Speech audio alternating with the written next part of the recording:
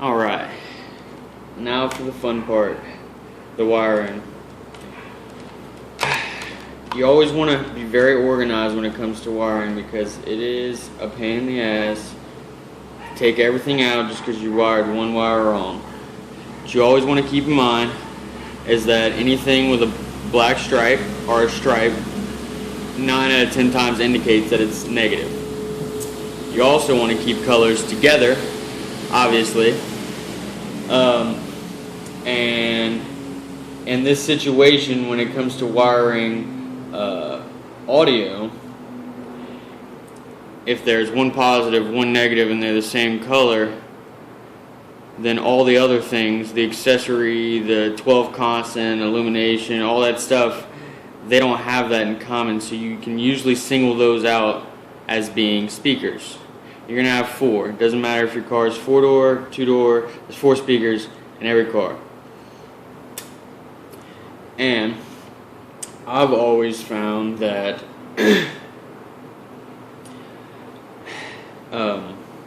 they're going to obviously place the fronts and the rears away from each other, which they did. These are labeled, but it's not always the case. This is my example harness, but the one that I actually did doesn't have any labeling. So these are just little tips you should keep in mind. And if you do in fact need to look at your diagram, another good tip would be to go download it online and print it out, because I found that when I sell my old, like I'm about to sell the monitor that I just took out, people tend to pay more when all the instructions and the manual is still in the wrapping. But anyway, I'm getting off topic. Let's see. So we got our rears over here and our fronts over here. Okay, 4 total speakers. I've always used the rule of thumb: the darker of the colors is the right side of the vehicle. So in this case, green and purple. Purple's probably going to be the right, and it is. So you got your right rear and your left rear. And then over here, gray is darker than white, so you got your right front and your left front. The only other colors that are paired are these two, the 2 orange ones. Now they're paired for a reason, because they both have to do with the display lighting. One of them being a dimmer and one of them being the illumination. Both of these very crucial.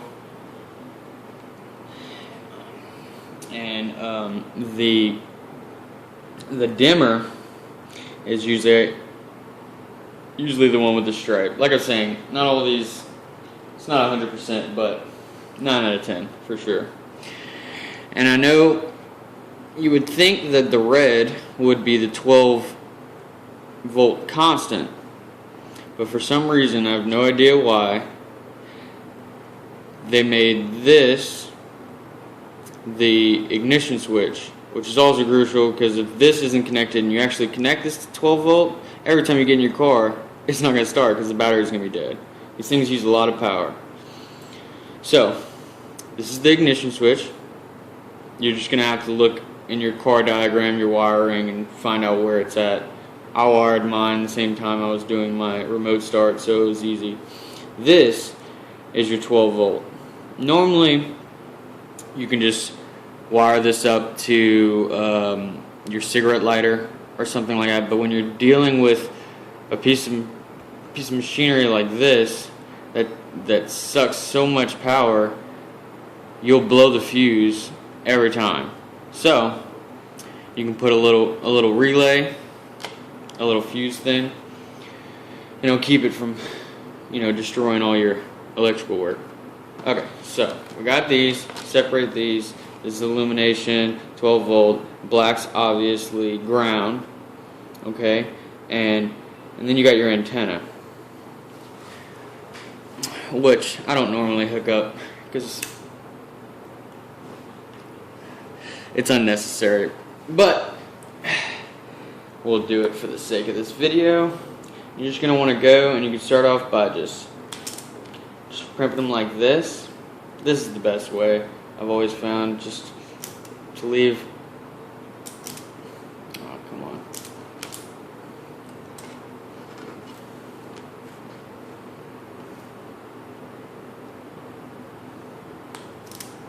I'm sorry, you probably can't see. Let's see.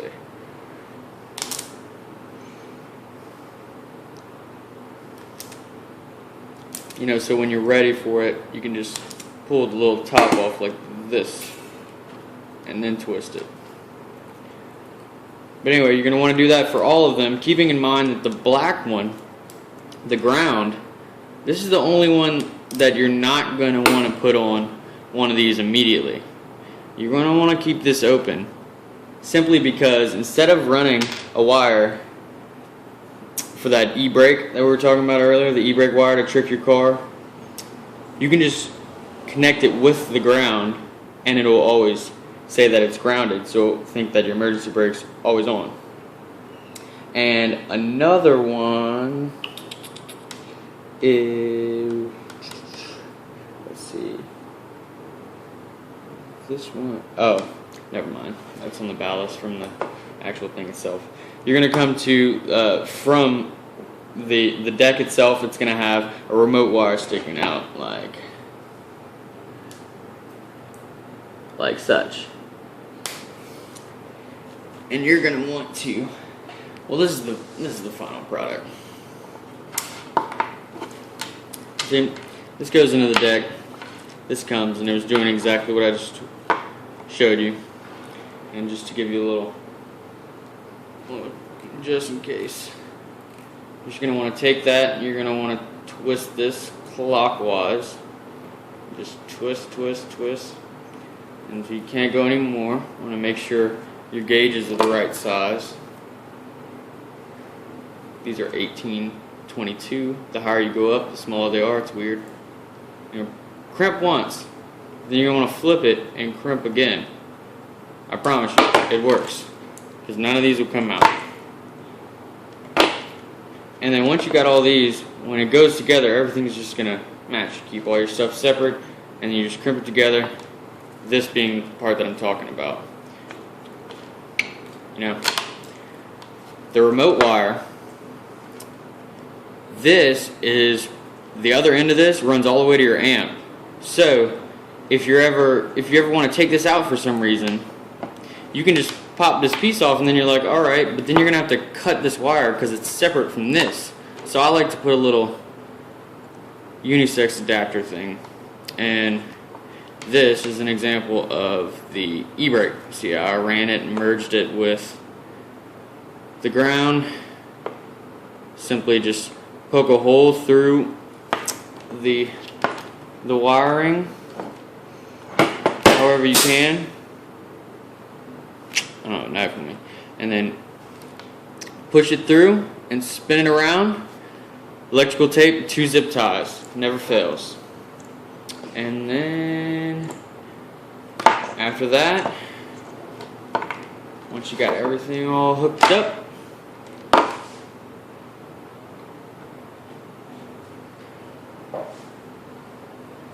and just to be clear one more time, well, let me show you what the one I was already using. Just don't get confused. Okay, so we got our front right, front left,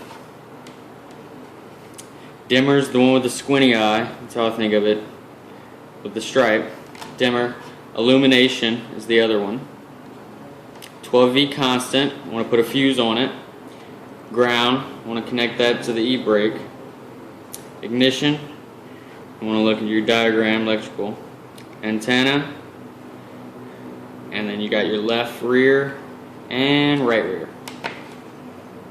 Good to go. And then we're just gonna plug this on up.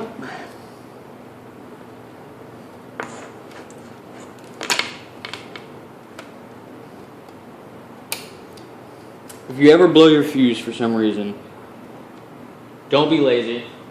If you have a 15 amp fuse laying around, don't replace it with that. It needs to be a 10. You think it doesn't matter if it's more? It hurts your system. It lowers its lifespan. Okay. And this right here, I was a little confused about this at first because I had never had one that came with a subwoofer out specifically, because you know you always do the RCA cables to the amp. This being the out, I don't know if you can see that. Let's see where we at.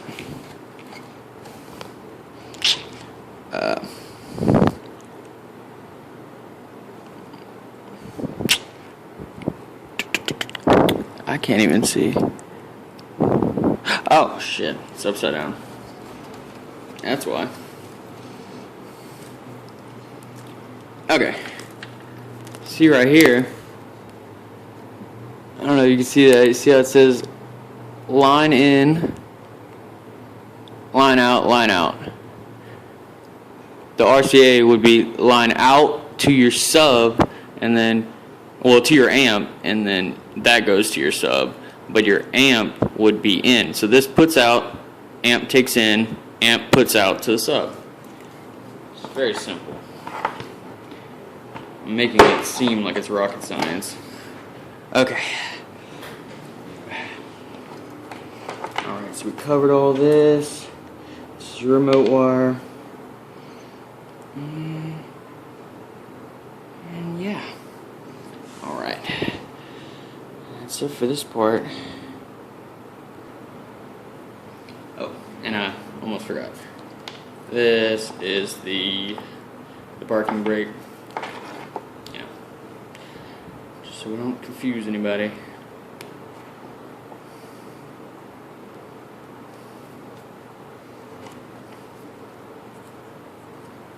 And this reverse gear signal, you would normally